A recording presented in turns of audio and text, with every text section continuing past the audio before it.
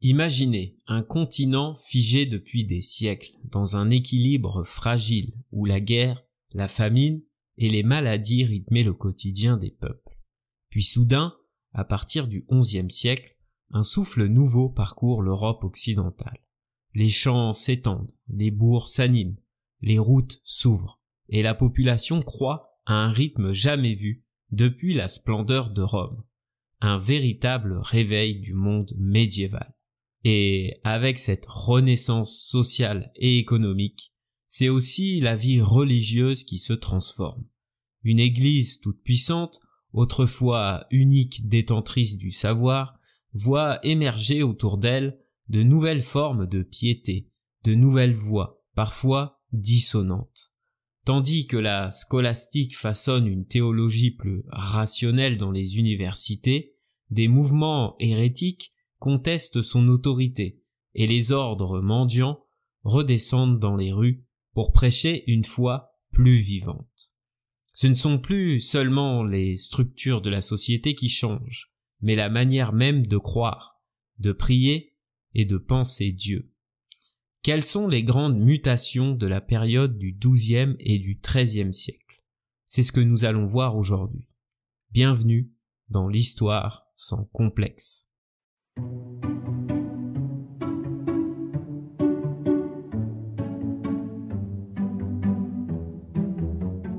D'un bout à l'autre de l'Europe, le changement est spectaculaire. À l'an 1000, l'Europe occidentale compte environ 40 millions d'âmes. Un siècle plus tard, ils sont près de 50 millions. Et ce n'est qu'un début. En 1200, la population grimpe à 60 millions pour atteindre près de 80 millions en 1300. Une progression fulgurante qui, en 3 siècles, voit la population doubler.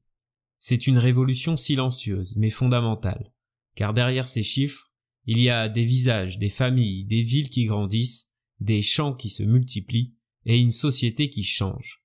Ce n'est plus l'Europe des hameaux isolés, mais celle des marchés, des foires et des cités florissantes. Mais cette expansion ne se diffuse pas partout au même rythme, certaines régions prenant de l'avance, s'imposant comme les nouveaux centres de pouvoir et de commerce où se forge déjà le destin des siècles à venir. Au cœur du renouveau, la France, royaume capétien, encore jeune mais déjà puissant, s'impose comme le poumon battant de la chrétienté. En l'an 1000, à peine 6 à 8 millions d'âmes peuplent son territoire, dispersées entre villages et bourgs modestes. 2 siècles plus tard, elles sont le double, 16 à 18 millions, à l'aube du XIVe siècle. Une effervescence qui se traduit par l'essor des grandes villes, où les marchés bruissent d'activité, où les églises s'élèvent toujours plus haut, où les universités commencent à façonner la pensée de demain.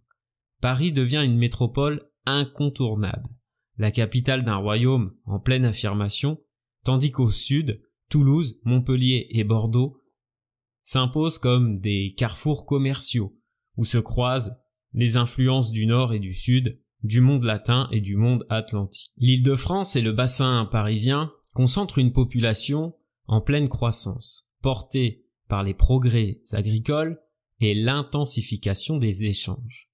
Une terre en mouvement où le monde féodal se mue en une société plus complexe, où se dessinent déjà les prémices d'une nation. Mais si un territoire incarne mieux que tout autre cette explosion urbaine, c'est bien l'Italie. Terre de cité avant d'être une terre de royaume, l'Italie du XIe siècle abrite entre 5 à 7 millions d'habitants. 200 ans plus tard, elle en compte presque 12 millions. Mais ici, l'histoire ne s'écrit pas dans les campagnes, elle s'écrit dans les villes, dans l'énergie foisonnante des marchés, puissance des marchands et des banquiers qui tissent leur influence bien au-delà de la Méditerranée. Florence atteint 100 000 habitants en 1300, une fourmilière, où les métiers s'organisent en guildes, où l'on débat déjà d'art et de politique. Venise devient la plaque tournante du commerce méditerranéen, maîtresse des routes maritimes, pivot entre l'Orient et l'Occident. Milan et Gênes prospèrent profitant de leurs réseaux commerciaux pour imposer leur puissance. Ici, la féodalité recule, remplacée par un monde de marchands et d'artisans où l'argent pèse parfois plus que le sang. L'Italie devient la région la plus urbanisée d'Europe, où près de 30% de la population vit en ville, où se préparent déjà les grandes mutations de la Renaissance. De l'autre côté de la Manche, l'Angleterre suit son propre chemin. En l'an 1000, ce royaume insulaire n'abrite que 2 millions d'habitants, un monde rural encore fragile, marqué par les invasions vikings et les luttes entre seigneurs. Mais en 3 siècles, la population double. 4 à 5 millions d'âmes peuplent désormais l'île, attirés essentiellement par l'expansion des terres cultivables, par le drainage des marais, qui transforment les sols autrefois stériles en champs fertiles. Les bourgs se multiplient. Le commerce de la laine fait la richesse du pays, les marchands anglais s'imposent dans les foires de Champagne et jusque sur le continent. Avec son réseau de ports en pleine expansion, son industrie textile naissante, l'Angleterre devient un acteur majeur du commerce européen, un royaume qui regarde vers l'avenir, prêt à défier les puissances du continent. Mais c'est dans le Saint-Empire romain germanique que l'essor démographique prend une dimension territoriale. En l'an 1000, 8 à 10 millions d'habitants vivent sous la bannière impériale, dispersés entre les cités du Rhin et les campagnes de Bavière, entre les grandes abbayes et les terres féodales. 2 siècles plus tard, ils sont 14 à 16 millions, et l'Empire ne cesse de s'étendre. Vers l'Est, les Allemands avancent, repoussant les frontières du monde slave, colonisant des terres jusque-là vierges, implantant des villes et des villages dans ce qui deviendra la Prusse et la Silésie. Cette expansion, connue sous le nom de Drang-nach-Osten, repousse les limites de la chrétienté, transforme l'Europe centrale en un monde nouveau. Lübeck et Hambourg émergent comme des centres majeurs du commerce hanséatique, reliant les ports de la Baltique aux grandes places marchandes du Sud. L'Allemagne du XIIe siècle est une mosaïque de villes et de principautés en pleine effervescence, une terre de bâtisseurs et de marchands où s'invente une nouvelle dynamique économique et sociale. Partout, l'Europe grandit, s'étend, s'organise. Ce n'est plus le continent morcelé du haut Moyen-Âge, c'est un monde en pleine mutation où les villes deviennent des moteurs de croissance, où les campagnes nourrissent de plus en plus d'hommes, où le commerce et l'artisanat prennent une place centrale. Une Europe qui, en 3 siècles, double sa population, se transforme en profondeur et prépare les bouleversements à venir. Mais cette ascension fulgurante cache aussi des fragilités, car à chaque essor succède une crise, et l'Europe du XIVe siècle sera bientôt confrontée aux limites de sa croissance. Les famines, les guerres et la peste viendront briser cet élan, mais pour l'heure, elle avance, irrésistible, portée par le souffle du renouveau. Le XIIIe siècle marque un tournant décisif dans l'histoire de la navigation et du commerce maritime européen. Ce siècle, témoin d'innovations majeures, voit la transition progressive des galères antiques, limitées par leur dépendance à la rame, vers des nefs et des cogues plus performantes, capables d'assurer le transport de marchandises sur de longues distances avec une autonomie accrue. L'évolution de l'architecture, couplée au progrès des instruments de navigation, bouleverse les échanges économiques et prépare le terrain aux grandes découvertes des siècles suivants. L'introduction du gouvernail, des tambours, constitue l'une des avancées techniques les plus remarquables de cette période. Jusqu'alors, les navires européens s'appuyaient sur un gouvernail latéral, fixé sur le flanc du bateau, qui offrait une manœuvrabilité limitée et devenait inefficace à mesure que les embarcations gagnaient en taille et en poids. Avec l'adoption du gouvernail d'étambot, fixé à l'axe arrière du navire, le contrôle du bâtiment devient plus précis, réduisant la contrainte du vent et permettant donc une navigation plus stable, en particulier en haute mer. Cette innovation, bien qu'apparue en mer du Nord, trouve un terrain d'expérimentation optimal en Méditerranée, notamment chez les Génois qui en exploitent pleinement les avantages dès le milieu du XIIIe siècle. Parallèlement, la transition des navires à un seul mât vers des bâtiments dotés de 3 mâts révolutionne la navigation océanique. L'ajout de voiles supplémentaires permet d'optimiser l'usage des courants aériens, de réduire la dépendance aux conditions météorologiques aléatoires et aussi d'accélérer considérablement les trajets. Cette évolution, elle est associée à la maîtrise croissante des techniques de navigation et elle contribue à renforcer la compétitivité des ports méditerranéens et atlantiques. En 1277, une flotte de navires génois équipés de ces nouvelles technologies inaugure une liaison maritime régulière entre Gênes et Bruges, établissant donc un corridor commercial direct entre la Méditerranée et la mer du Nord. Un autre facteur déterminant dans l'amélioration des capacités de navigation réside dans l'adoption progressive de la boussole magnétique et le développement des techniques de calcul trigonométriques appliquées à la navigation. Ces outils permettent aux marins de s'affranchir des repères côtiers et d'entreprendre des traversées en haute mer avec une précision accrue. Dès 1270-1280, les archives génoises attestent de l'usage de la boussole en Méditerranée, et en 1290, l'armateur génois Vivaldo di Negro organise une expédition vers les îles Canaries et la côte marocaine en s'appuyant exclusivement sur ces nouveaux outils de navigation. Ainsi, la capacité des marins à cartographier avec une meilleure exactitude les routes maritimes permet d'envisager l'ouverture de nouveaux itinéraires commerciaux et de limiter les risques liés aux naufrages ou autres péripéties liées aux voyages dans les mers et les océans. L'impact de ces innovations dépasse largement le cadre technique. La stabilité accrue des navires et l'augmentation de leur capacité de charge transforment le commerce maritime européen. Gênes, Venise et Barcelone, profitant de ces avancées, établissent des réseaux d'échanges de plus en plus étendus, consolidant leur suprématie commerciale. Le traité de Nymphaeon, signé en 1261 entre Gênes et l'Empire byzantin, confère aux marchands génois des privilèges d'accès au marché de la mer Noire et d'Asie mineure, renforçant encore davantage l'interconnexion des circuits économiques entre la Méditerranée et l'Orient.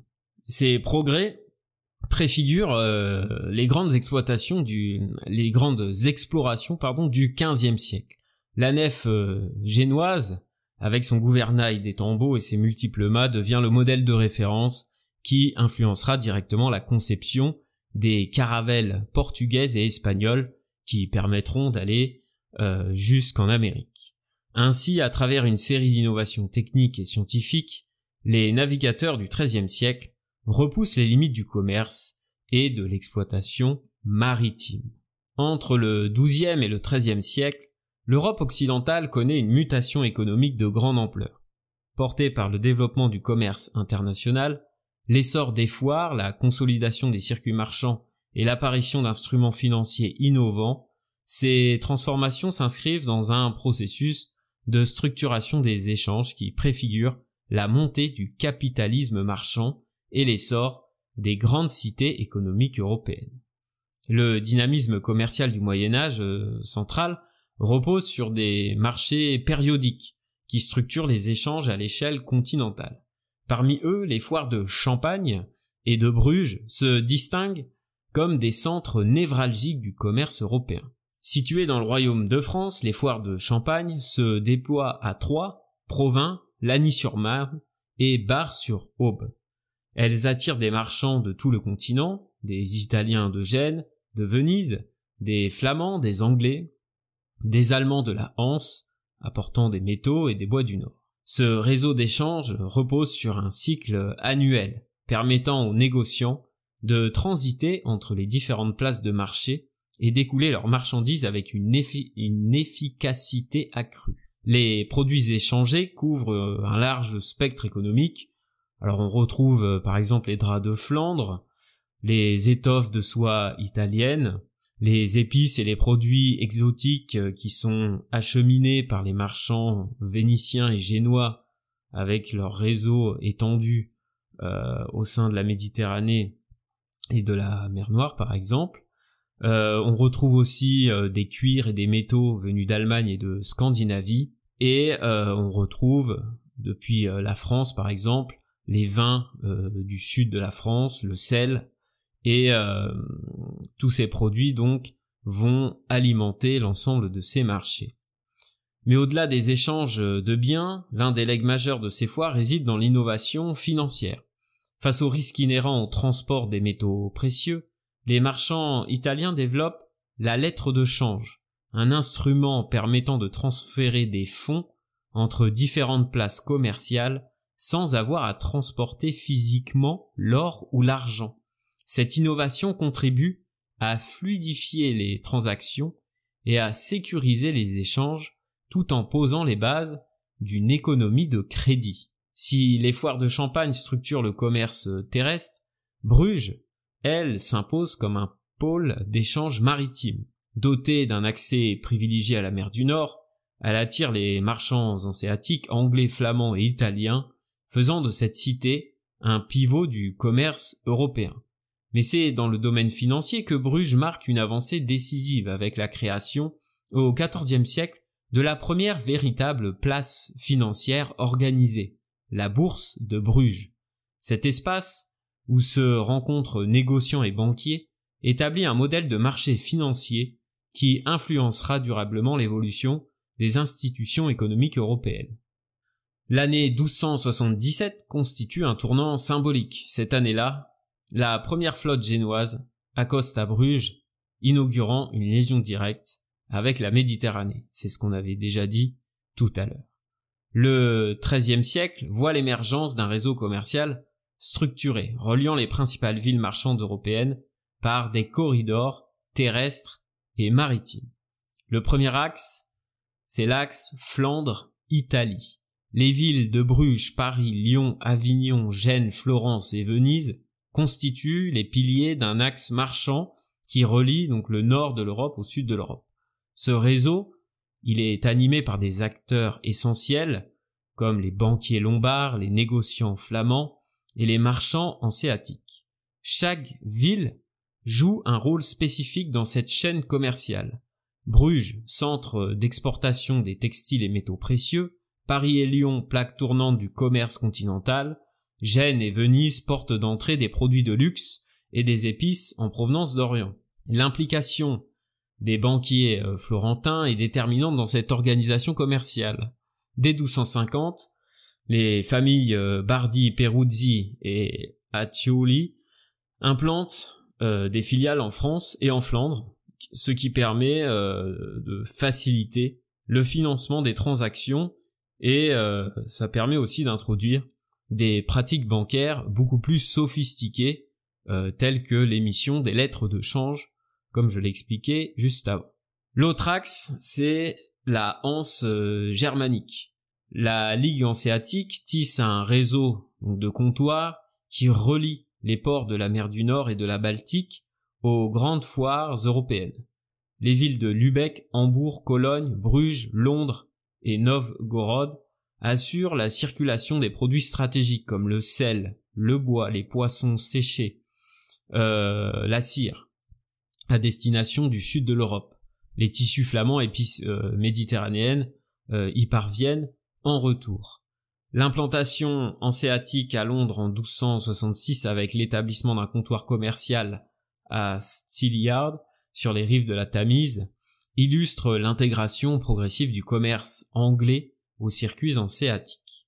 Si la période 1250-1350 est marquée par une dynamique expansionniste, elle porte aussi en germe les limites d'un système soumis à des tensions structurelles. La saturation des terres cultivables, la pression démographique et l'intensification des échanges augmentent la vulnérabilité des économies européennes. Les premières crises de subsistance se manifestent dès le début du XIVe siècle, exacerbées par les famines et les conflits qui seront le prélude aux grandes crises du XIVe siècle. Cette période annonce donc à la fois l'essor du capitalisme marchand et la montée en puissance des grandes cités économiques européennes. Avec les innovations financières, les structurations de réseaux commerciaux et économiques, le XIIIe siècle apparaît ainsi comme un prélude aux mutations qui façonneront l'Europe moderne. Alors maintenant, nous allons nous intéresser aux mutations religieuses. Alors on voit une époque en mutation où pendant longtemps l'Église détenait seule les clés du savoir, où le monde des clercs vivait en surplomb, séparé du reste de la société par une frontière invisible et infranchissable, celle de l'écrit, celle de la langue, celle du monopole intellectuel. Ce monde, on peut le nommer le vieil équilibre culturel, donc un système qui est né entre le VIe et le VIIe siècle, renforcé au fil du haut Moyen-Âge, où la chrétienté latine avait progressivement renoncé aux héritages littéraires païens pour bâtir une culture exclusivement chrétienne. Mais cet équilibre, aussi solide est-il pu paraître, n'était qu'une construction fragile, une digue destinée à contenir l'inéluctable. À partir du XIIIe siècle, cette digue cède. Ce qui s'effondre alors, ce n'est pas seulement une organisation du savoir, c'est un ordre du monde qui bascule, un monopole qui se disloque, une révolution qui s'annonce. Tout commence avec une transformation radicale de la culture écrite. Au cœur du Haut Moyen-Âge, entre le 7e et le 10e siècle, seule une élite infime a accès à l'écrit. Le clergé qui détient ce pouvoir ne partage son savoir qu'au compte-gouttes, veillant à maintenir une séparation stricte entre ceux qui détiennent la connaissance et ceux qui doivent simplement la recevoir. Entre 1% et 3% de la population sait lire et écrire, et ces chiffres ne concernent que les clercs, les moines et une poignée de scribes. La langue elle-même devient un instrument de séparation. Le latin, autrefois langue commune de l'Empire romain, se fige en une langue savante, incompréhensible pour le peuple, tandis que les langues romanes émergent, sont vivantes, fluctuantes, mais surtout pratiquées à l'oral, et elles sont privées d'un statut écrit. Loin de favoriser une transmission élargie du savoir, cette scission linguistique enracine un système où le clergé s'arroge seul le rôle de médiateur entre Dieu et les hommes. Cet équilibre fonctionne pendant des siècles. L'Église devient le centre exclusif du savoir, assurant la cohérence de la pensée chrétienne, empêchant toute dérive incontrôlée. Le monde des clercs, détaché du peuple par une ascèse stricte, maintient son autorité, tandis que le monde des laïcs, privé de l'accès direct aux textes, s'en remet aux dogmes sans les interroger. Le savoir devient sacré, inaccessible aux profanes. Pourtant, à mesure que l'Europe se transforme, que les villes croissent, que le commerce s'intensifie, cet équilibre devient un carcan qui va devenir un peu trop étroit. Car dans l'ombre, une autre révolution se prépare, celle du savoir élargi, de la lecture hors des cloîtres, de la pensée qui va s'affranchir des interdits. Le XIIIe siècle brise cet équilibre. L'expansion de la culture écrite atteint un seuil critique. Les universités se multiplient, Paris, Bologne, Oxford. Les écoles se développent, formant un nombre croissant de lisants, écrivants, en dehors des cercles ecclésiastiques. La transmission du savoir échappe peu à peu au seul contrôle des moines et des clercs. Désormais, les villes deviennent elles aussi des lieux d'apprentissage, et la séparation entre la culture savante et la culture populaire commence à se fissurer. Mais ce n'est pas seulement la diffusion de l'écrit qui marque cette rupture, c'est aussi la nature même du savoir qui change. L'écrit se libère également de la tutelle ecclésiastique. Jusqu'alors, presque tous les textes étaient des écrits religieux, des traités théologiques, des copies de la Bible ou des œuvres des pères de l'Église. Mais avec l'essor des villes, des marchands, des administrations princières, la culture écrite commence à servir d'autres fonctions. Les langues vernaculaires s'affirment. Les premiers textes non religieux apparaissent rédigés en français, en italien, en castillan et non plus uniquement en latin. la littérature naît, les romans de chevalerie se diffusent, les premiers essais politiques s'écrivent. La connaissance cesse d'être un domaine strictement théologique et devient un espace d'exploration du monde. Ainsi, le vieil équilibre culturel rompu n'est pas un simple changement dans la diffusion des textes. C'est une révolution profonde qui ébranle toute l'organisation intellectuelle de la chrétienté. Ce qui tombe, ce n'est pas seulement un monopole, c'est une manière de penser, une structure du monde qui reposait sur une transmission univoque du savoir. Ce qui naît à sa place, c'est une culture plus diversifiée, plus critique, plus accessible, où la parole n'appartient plus seulement aux clercs, mais à toute une société en mutation. Et une fois cette rupture consommée, il n'y aura pas de retour en arrière. Le Moyen-Âge s'ouvre, sans le savoir, sur la modernité. Le schisme du XIIe siècle s'ouvre sur un duel de puissance, un affrontement entre deux forces qui chacune prétendent incarner l'autorité divine sur terre. D'un côté, le pape légitime, Alexandre III, élu par la majorité des cardinaux, de l'autre, l'antipape Victor IV, soutenu par l'empereur Frédéric Barberousse, qui entend faire plier la papauté à son ambition impériale. Ce schisme, qui dure de 1159 à 1177, n'est pas une fracture irrémédiable, comme celle du grand schisme d'Occident, mais il n'en demeure pas moins une tempête qui secoue l'Église et redéfinit les rapports de force entre le trône et l'autel. Ce conflit plonge ses racines dans une lutte bien plus ancienne, celle qui oppose depuis la querelle des investitures la papauté et l'empire germanique. À la mort du pape Adrien IV, deux factions émergent. Alexandre III, soutenu par une majorité des cardinaux, et Victor IV, élu sous l'influence de l'empereur. L'enjeu dépasse la simple querelle électorale. Il s'agit de savoir qui, du pape ou de l'empereur, tiendra en main la destinée de la chrétienté. Pendant près de 20 ans, la chrétienté occidentale se trouve tiraillée entre deux autorités rivales. Mais en 1177, la paix de Venise met un terme à cette dualité en consacrant la victoire d'Alexandre III. Pourtant, ce schisme n'a jamais menacé l'unité spirituelle du monde chrétien. Contrairement au grand schisme du XIVe siècle, qui plongera l'Europe dans la confusion, l'épisode de 1159-1177 ne fracture pas profondément la chrétienté. La majorité des fidèles et du clergé ne conteste jamais vraiment la légitimité d'Alexandre III.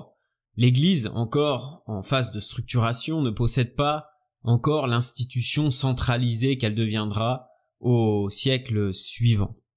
Ce schisme, dans sa nature, demeure un affrontement politique, davantage qu'un bouleversement spirituel.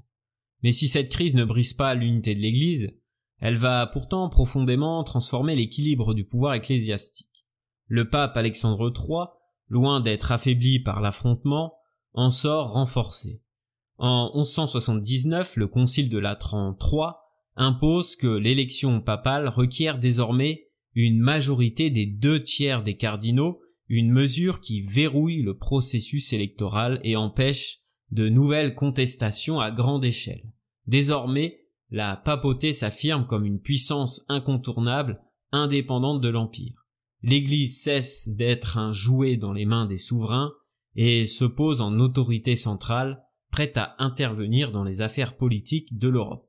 L'Église devient le grand arbitre, le médiateur suprême des conflits entre rois et princes. Mais ce pouvoir nouvellement acquis ne tarde pas à susciter des résistances, car en consolidant son autorité, la papauté s'attire aussi de nouvelles inimitiés. Ce schisme intervient aussi à un moment clé, à l'heure où montent en puissance de nouveaux courants religieux dissidents. À peine l'unité papale rétablie, la contestation ressurgit ailleurs dans les villes et les campagnes du Languedoc, de la Champagne et de l'Italie du Nord. Dès les années 1160, le catharisme et le valdéisme prennent leur essor. Mais ce n'est pas seulement la discipline ecclésiastique qui se renforce avec ce concile. Sur le plan intellectuelle aussi, l'Église affûte ses armes. Car si les hérésies progressent, c'est aussi parce qu'une nouvelle dynamique de pensée est en train de naître. La scolastique, cet effort méthodique de conciliation entre la raison et la foi. Elle va s'affirmer peu à peu dans les universités naissantes. Au-delà des querelles théologiques, ce schisme marque un tournant dans les relations entre l'Église et les pouvoirs laïques. En 1177, lorsque Frédéric Barberousse reconnaît Alexandre III, l'Empire est en train de subir un affaiblissement considérable. Ce recul du pouvoir impérial profite aux monarchies occidentales, notamment à la France et à l'Angleterre, qui prennent un essor décisif. Dans les décennies qui suivent, l'Église accroît son influence dans les affaires européennes. Le pape devient l'arbitre des grandes querelles diplomatiques, s'imposant parfois comme le maître des rois. Mais cette montée en puissance n'est pas sans provoquer de nouveaux conflits. À peine un siècle plus tard, Philippe le Bel et Boniface VIII s'affrontent violemment, aboutissant à la capture du pape et à l'exil de la papauté à Avignon. En renforçant son pouvoir, l'Église s'est attirée de nouveaux adversaires et la lutte entre le spirituel et le temporel ne fait que commencer.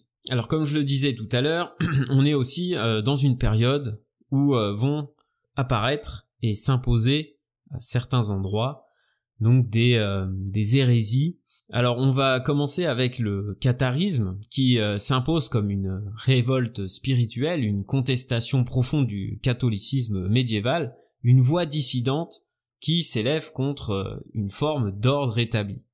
Entre le XIe et le XIIIe siècle, le catharisme s'étend à travers l'Europe, trouvant un terrain fertile, notamment dans le Languedoc, dans le nord de l'Italie, et dans certaines régions de l'Empire germanique. Son essor n'est pas un accident, mais le fruit d'un contexte historique et social précis, une tentative de réponse à certaines dérives du clergé, aux mutations économiques et à l'évolution des mentalités. Il est le reflet d'une époque en tension, où les certitudes vacillent, où la foi s'interroge sur elle-même, et où certains cherchent une alternative à l'Église. L'Église catholique du XIIe siècle n'est plus celle des temps apostoliques. Certains de ses évêques vivent dans le luxe, ses prélats accumulent terres et richesses, son pouvoir s'infiltre dans chaque recoin du politique. Les indulgences se vendent comme de simples marchandises. La simonie, c'est-à-dire la volonté d'acheter ou de vendre une chose intrinsèquement spirituelle, gangrène les nominations ecclésiastiques ainsi qu'une partie de l'Église. Face à cela, on a le catharisme qui veut proposer une autre voie, une foi dépouillée qui se veut pure et sans dogme encombrant, ni faste, inutile. Une religion qui se veut proche des premiers chrétiens, loin des intrigues de la curie. Les parfaits, ces figures exemplaires du catharisme, vivent dans une austérité absolue. Ils refusent la richesse, prônent la simplicité, se nourrissent avec frugalité et rejettent toute forme de possession matérielle. Ils apparaissent pour certains comme des guides spirituels authentiques, capables d'incarner une foi sincère et libérée du poids des institutions. Mais l'essor du catharisme ne tient pas seulement à cette critique du clergé. Il s'inscrit dans une époque de profond bouillonnement religieux où les dogmes sont discutés.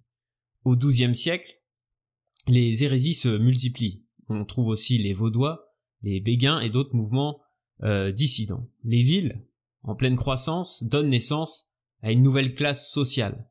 Les marchands, ce qu'on appelle les bourgeois, des hommes qui ne sont ni seigneurs ni serfs, et qui veulent s'affranchir du carcan de la féodalité. Cette mutation sociale s'accompagne d'un questionnement spirituel. Si l'Église est une institution de plus en plus liée au pouvoir féodal, comment ne pas voir dans le catharisme une voie plus libre, plus proche de Dieu? C'est une époque où l'on cherche à renouer avec une foi plus directe, sans la médiation du prêtre et sans les rites imposés par Rome.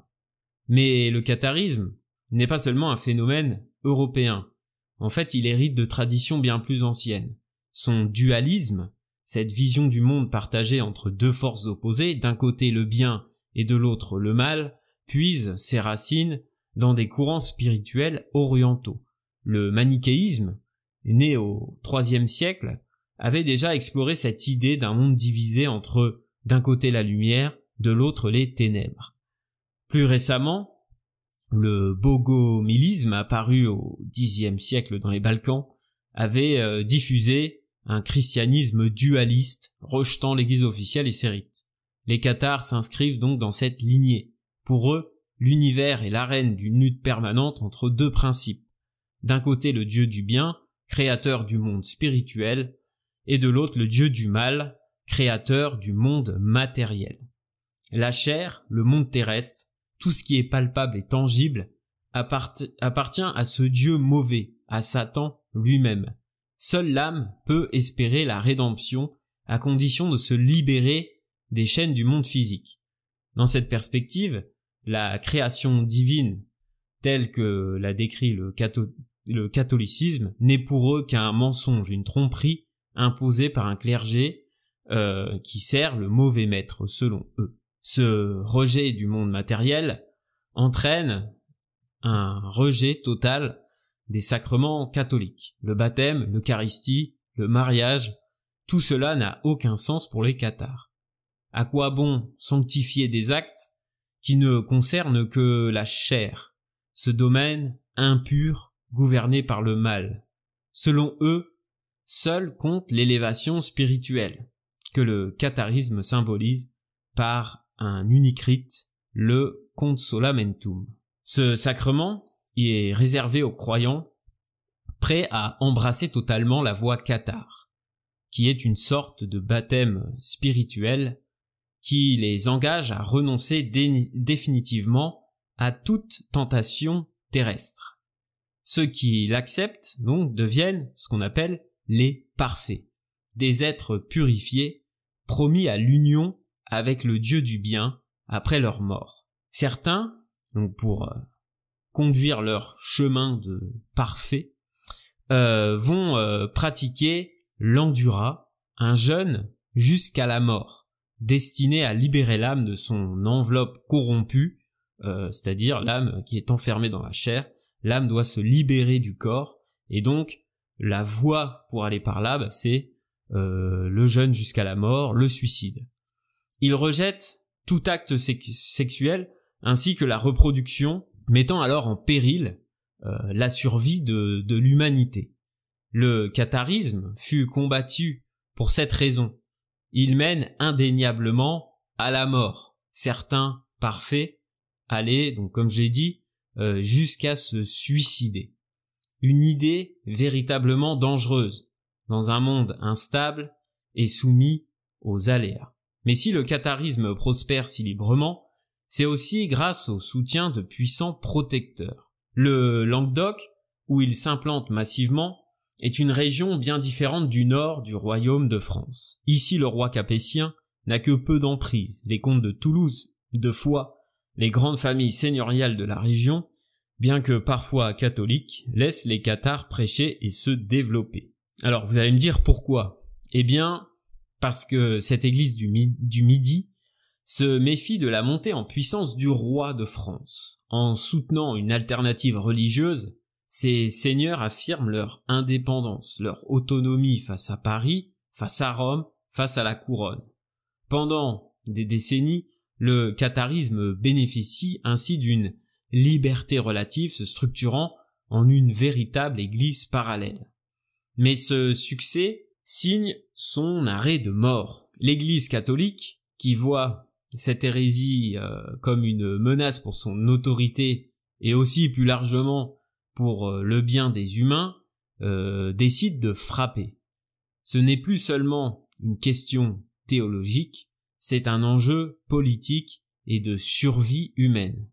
Rome ne peut tolérer qu'une région entière échappe à son contrôle spirituel et répande des idées néfastes pour les communautés organisées.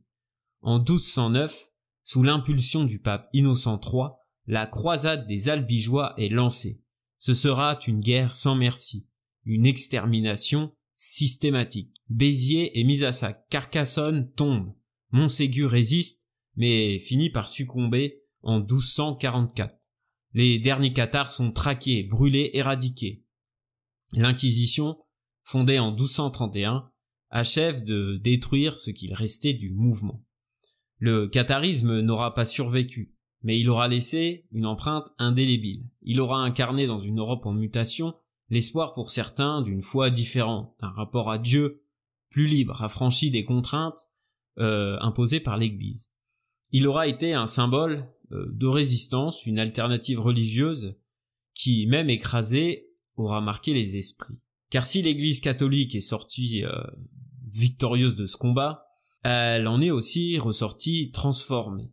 Face à la menace cathare, elle a dû renforcer sa doctrine et clarifier son enseignement. Le XIIe siècle est un siècle de bruit et de fureur intellectuelle, un moment de basculement où la chrétienté latine, longtemps ancrée dans une foi simple et dogmatique, entre en contact avec des savoirs qui viennent bouleverser ses certitudes. C'est ce qu'on appelle le choc du XIIe siècle, une secousse qui ébranle les fondements mêmes de la pensée chrétienne, une confrontation inédite entre la foi et la raison, entre la révélation et la recherche intellectuelle. Car à mesure que l'Europe s'ouvre aux textes antiques et aux idées venues du monde arabe, une tension nouvelle apparaît.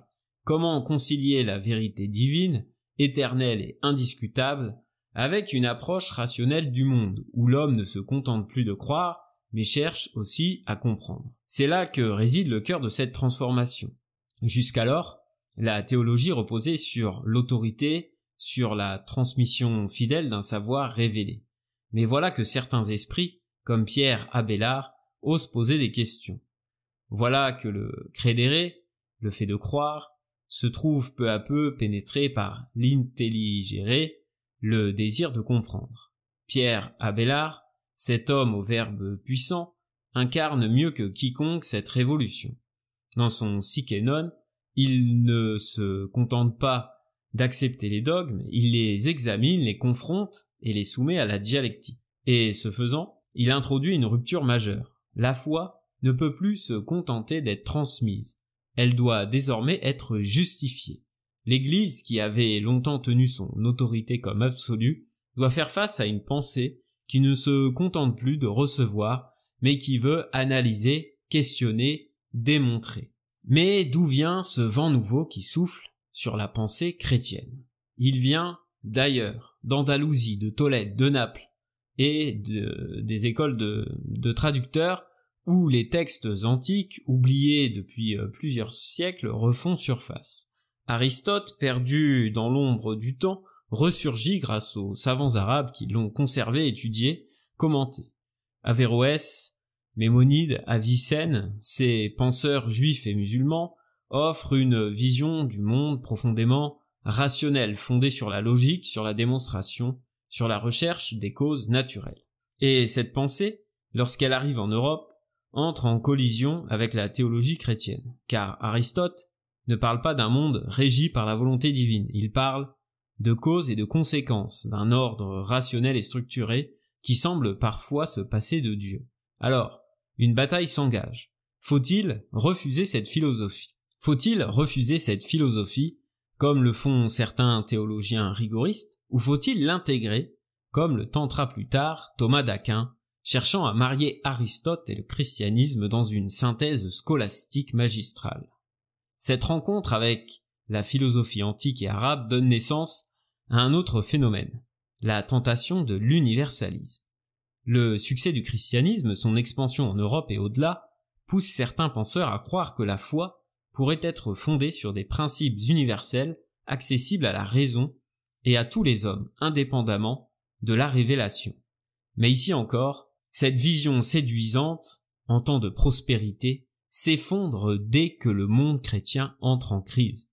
Car dans les périodes de péril, dans les temps de guerre et de persécution, c'est bien l'élection divine qui maintient la foi, et non une rationalisation philosophique du dogme. L'Église n'a pas survécu au siècle grâce à une pensée purement rationnelle, mais parce qu'elle a su incarner une vérité absolue, insensible aux fluctuations du monde, La grande erreur du XIIe siècle pour certains sera donc d'avoir voulu ouvrir trop largement la foi au risque d'en fragiliser les fondements. Ce choc ne se limite pas à quelques débats d'universitaires. Il transforme la manière dont l'Europe pense, dont l'Église se structure, dont la théologie s'enseigne. Les universités naissent et s'imposent comme les nouveaux foyers du savoir. Paris, Bologne, Oxford, ces villes deviennent des lieux où l'intelligence s'exerce, où la scolastique se formalise autour de la dialectique et du raisonnement rigoureux. L'enseignement théologique commence à intégrer des éléments philosophiques étrangers, ce qui crée des tensions avec la doctrine traditionnelle. Loin d'être monolithe, la pensée chrétienne entre en ébullition, s'adapte et se transforme. La scolastique devient un outil puissant, capable de structurer et de défendre la foi contre ses adversaires, mais aussi de la remettre en question.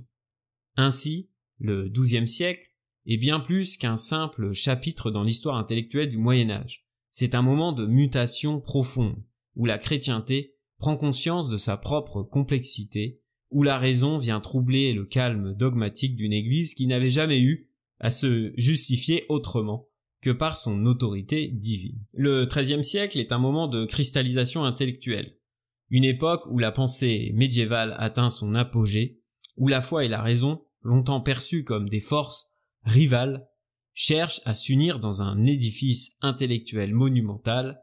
C'est ce qu'on appelle la grande synthèse scolastique. Le XIIIe siècle n'est pas seulement un temps de contemplation mystique, c'est aussi un siècle d'apprentissage, de disputes, de joutes intellectuelles, où les esprits les plus brillants de l'époque s'affrontent sur des questions aussi fondamentales que l'existence de Dieu, la nature de l'âme et la compatibilité entre la providence divine et le libre arbitre humain. Ce bouillonnement prend sa source dans un phénomène majeur, l'essor des universités.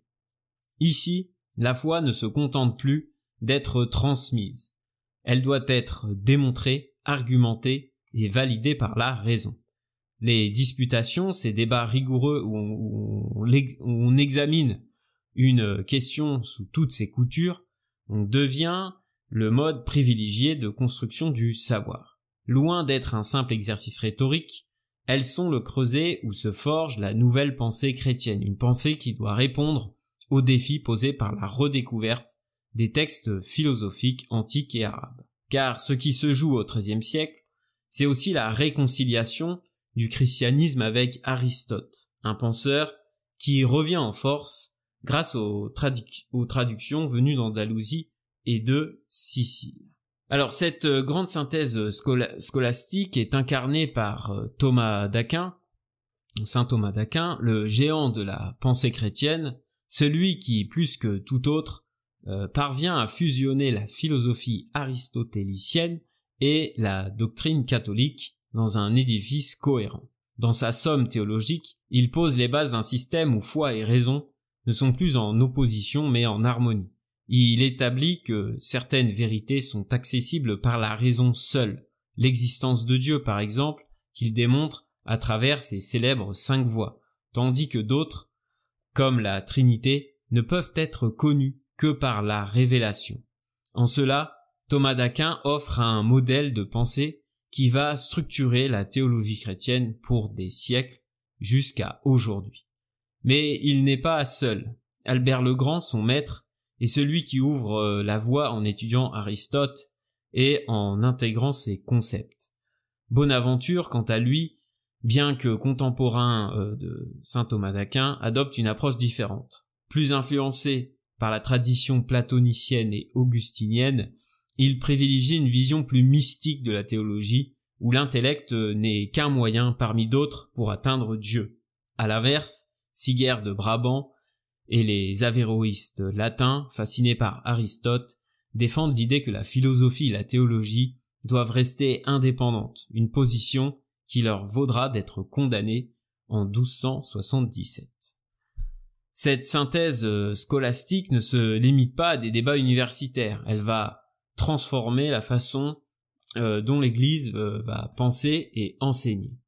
Les universités médiévales adoptent un programme d'enseignement où la logique et la dialectique aristotélicienne deviennent incontournables. la Somme théologique de Thomas d'Aquin devient un manuel de référence, un texte central pour la formation des clercs et des théologiens. La scolastique devient le langage de l'Église, son outil principal pour défendre et structurer la foi. Mais cette ascension de la raison dans le discours chrétien ne se fait pas sans tension dans l'Église. Bien que soutenant les universités, elle reste prudente face à cette montée en puissance de la pensée philosophique. Cette montée en puissance de la raison inquiète. L'Église, qui a d'abord favorisé la naissance de ces universités, sent bientôt le besoin d'en reprendre le contrôle. Car si la raison devient une alliée de la foi, elle peut aussi devenir un outil critique, un levier qui, entre de mauvaises mains, risque d'ébranler les fondements du dogme. Ce danger, l'Église le pressent dès la fin du XIIe siècle, et c'est précisément pour cela qu'en 1179, le pape Alexandre III convoque le concile de Latran III. Ce concile ne vise pas seulement à régler des questions théologiques, il marque une première tentative de régulation intellectuelle, une volonté de fixer des limites à cette montée en puissance de la dialectique et de la pensée rationnelle. Car à cette époque, des figures comme Pierre Abélard ont déjà montré que la logique aristotélicienne pouvait devenir un outil puissant pour examiner et parfois remettre en question les dogmes.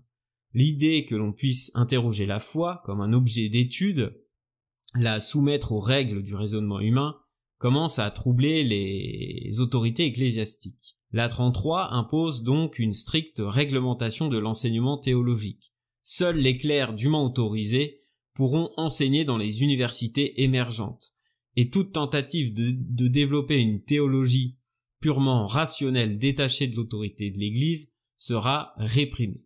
Abélard en avait fait les frais en 1121 lorsqu'il avait été condamné pour avoir voulu trop rapprocher foi et raison dans son Sykénon. Désormais, l'Église veut éviter que d'autres penseurs ne suivent cette voie.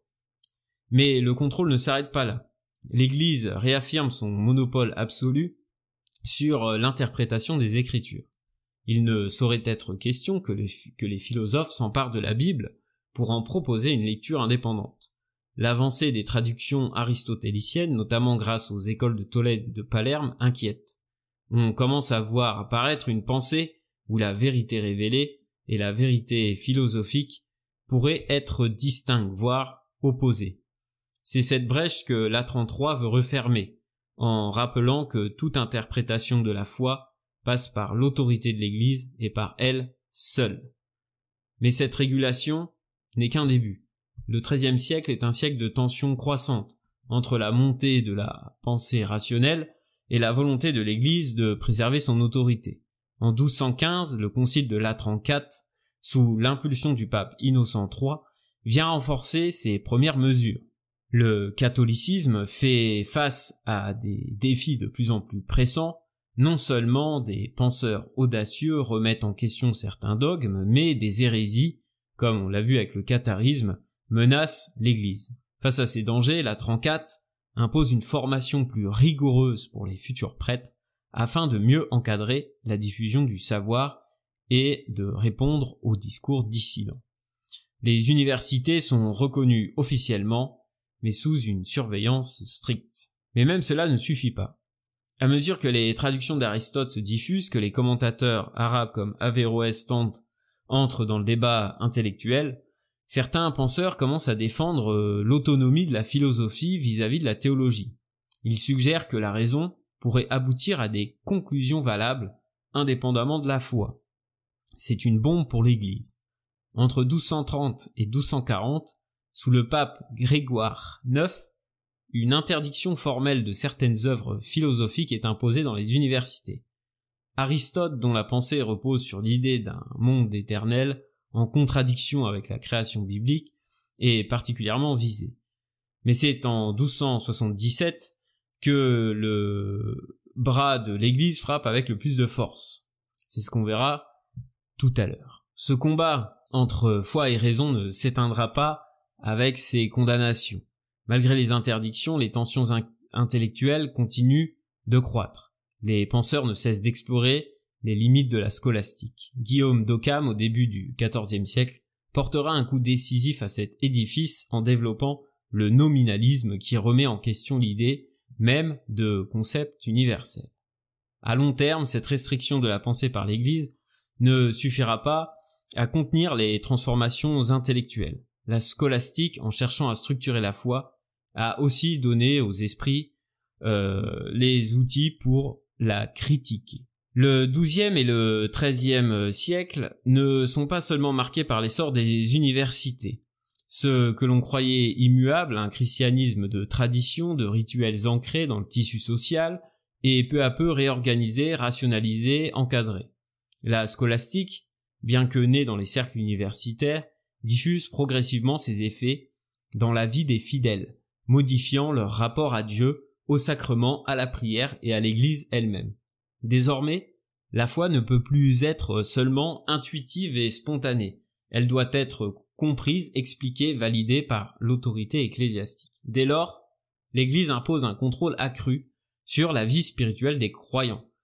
Les dogmes se précisent, se figent, et ce qui relevait d'autrefois d'une diversité de pratiques locales est peu à peu normalisé. C'est ainsi qu'en 1215, avec le concile de la Trancate, la doctrine de la transsubstantiation est affirmée avec force. L'Eucharistie n'est pas un simple symbole, elle est réellement le corps du Christ. Cette définition, solidement appuyée par Thomas d'Aquin, devient un marqueur central de l'orthodoxie catholique et structure toute la liturgie de la messe. Désormais, le moment de l'élévation de l'hostie devient un instant mystique essentiel, où la présence réelle du Christ s'incarne sous les yeux des fidèles. Ce renforcement doctrinal s'accompagne d'un rejet accru des croyances populaires jugées trop imprécises, trop perméables aux influences locales. L'Église traque ce qu'elle considère comme des superstitions, condamne les déviances, réprime les hérésies. C'est dans ce contexte que naît l'Inquisition en 1231, chargée d'identifier et aussi de mener des enquêtes qui parfois durent plusieurs années pour condamner ou acquitter les personnes qui étaient suspectes de s'éloigner du dogme. La répression du catharisme en est donc l'exemple le plus frappant. Mais au-delà de cette normalisation, de nouvelles formes de piété émergent, directement influencées par cette évolution théologique. Avec la montée en puissance de la transsubstantiation, l'adoration du Saint-Sacrement s'intensifie. En 1264, le pape Urbain IV institue la fête du Corpus Christi, célébration grandiose où l'hostie consacrée est portée en procession à travers les villes.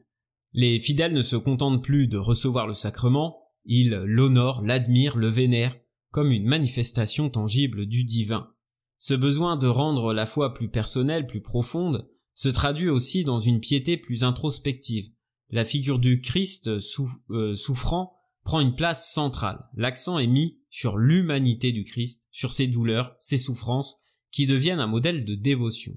Saint François d'Assise, en prônant un retour à une spiritualité fondée sur la pauvreté et l'imitation du Christ, illustre ce mouvement. Son ordre, les franciscains, tout comme les dominicains, apporte un nouvel élan à la spiritualité populaire.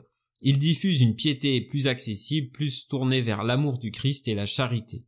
Les crucifix deviennent plus réalistes. Les représentations du Christ en croix montrent son agonie, son supplice, éveillant la compassion et l'émotion des fidèles. Le rosaire se popularise, devenant un outil de méditation structurée autour des épisodes de la vie du Christ. Dans ce climat de transformation, la prédication joue un rôle clé. Les ordres mendiants, en particulier, les dominicains, prennent en charge l'enseignement religieux des populations, cherchant à remplacer les croyances magiques par une foi plus rationnelle. Ils vont prêcher sur les places publiques, enseigner les dogmes dans les campagnes, structurer la foi populaire autour de concepts clairs et établis. Leur objectif est double: diffuser une spiritualité plus rigoureuse, mais aussi contrôler les pratiques déviantes.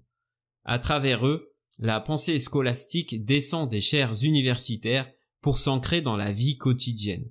Désormais, la foi doit être comprise et non plus seulement vécue. Ainsi, entre le XIIe et le XIIIe siècle, la religion populaire se transforme en profondeur. L'Église renforce son emprise sur la spiritualité des fidèles, en encadrant plus strictement les dogmes. et en imposant une confession obligatoire, en structurant la piété autour de l'Eucharistie et de la souffrance du Christ. La foi devient plus intellectuelle, plus réfléchie, mais aussi plus encadrée. Le 7 mars 1277, un choc retentit à travers l'Europe intellectuelle. Ce jour-là, l'évêque de Paris, Étienne Tempier, dresse une barrière infranchissable entre la raison et la foi, condamnant 219 propositions philosophiques et théologiques. Ce n'est pas une simple mise en garde ni une régulation anodine, c'est un coup de force, un rappel brutal que l'Église reste seul maître du savoir, qu'aucune philosophie ne peut se prétendre indépendante de la révélation. Cette condamnation marque la fin d'un équilibre, la rupture d'une alliance fragile entre la scolastique et la philosophie aristotélicienne. Désormais, ce que l'on pensait pouvoir concilier, la pensée rationnelle et la théologie chrétienne, entrent en tension, en conflit. Une page du Moyen-Âge se tourne. Ce climat inquiète le pape Jean XXI qui voit dans cette effervescence une menace pour l'unité de la foi. Il ordonne donc à Étienne Tempier de faire ces 219 condamnations. Mais que condamne-t-on exactement ce jour-là? D'abord, l'idée que le monde soit éternel, une thèse d'Aristote et d'Averroès qui contredit le dogme fondamental de la création ex nihilo. Ensuite, le principe de double vérité, défendu par certains avéroïstes qui prétendent que la foi et la raison peuvent aboutir à des conclusions contradictoires sans que cela soit un problème. Une hérésie absolue aux yeux de l'Église qui refuse toute vérité en dehors de celle qu'elle proclame. Tempier condamne également l'autonomie de la raison, l'idée qu'elle puisse suffire à elle-même pour atteindre la connaissance sans avoir besoin de la révélation. Enfin, il rejette le déterminisme, cette conception qui laisse entendre que l'homme ne serait qu'un rouage dans une mécanique universelle, que ses actes seraient dictés par des causes naturelles, niant ainsi le libre arbitre, fondement du salut chrétien. La condamnation du 7 mars n'est pas un simple acte disciplinaire, c'est le symptôme d'une crise plus profonde, le signe que le XIIIe siècle touche à ses limites. Pendant un siècle, la pensée scolastique a tenté de concilier foi et raison, de bâtir une théologie où Aristote et le christianisme marcheraient main dans la main. Thomas d'Aquin a été le grand artisan de cette synthèse, et sa somme théologique semblait être le couronnement de cette alliance. Mais 1777 brise cet élan. Ce qui paraissait un équilibre devient un affrontement. La confiance en la capacité de la raison à expliquer la foi est ébranlée. L'Église ne veut plus prendre de risques, elle verrouille le débat, pose une limite infranchissable à l'usage de la raison dans la réflexion théologique. Et pourtant, cette condamnation ne met pas fin à la pensée médiévale, elle la réoriente. Les interdictions stimulent autant qu'elles répriment. Si Aristote et ses interprètes sont suspectés, alors il faut chercher ailleurs. De nouvelles voies philosophiques émergent. John Duns Scott ouvre la voie au volontarisme, insistant sur le fait que Dieu n'est pas soumis à des lois rationnelles, mais agit selon une liberté absolue. Guillaume d'Occam, au début du XIVe siècle, développe le nominalisme, qui remet en cause la capacité de la raison humaine à atteindre des vérités universelles. En tentant de restreindre la philosophie, l'Église provoque paradoxalement une diversification des courants de pensée, qui marqueront profondément la fin du Moyen-Âge. Mais les conséquences de 1277 vont encore plus loin. En remettant en question le monopole aristotélicien, cette condamnation prépare l'effondrement de la scolastique et l'ouverture vers de nouvelles formes de pensée. Certains chercheurs, privés des explications d'Aristote, explorent d'autres modèles scientifiques. Jean Buridan, au XIVe siècle, développe une nouvelle théorie du mouvement qui influencera directement Galilée et Newton plusieurs siècles plus tard. Le rejet d'Aristote dans certaines sphères intellectuelles favorise aussi la remise en cause de l'autorité et l'émergence de la pensée critique. Enfin, le 7 mars 1277 ne marque pas seulement la fin d'une époque, il prépare les bouleversements futurs.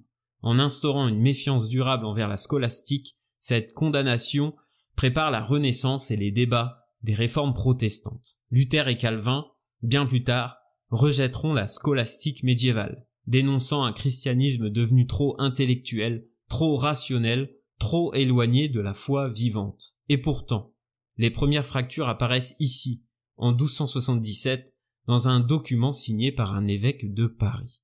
Ainsi, cette date du 7 mars 1277 n'est pas qu'une simple date, c'est un basculement, un moment où l'optimisme intellectuel du XIIIe siècle s'effondre, où la raison et la foi cessent d'être des alliés et deviennent des rivales.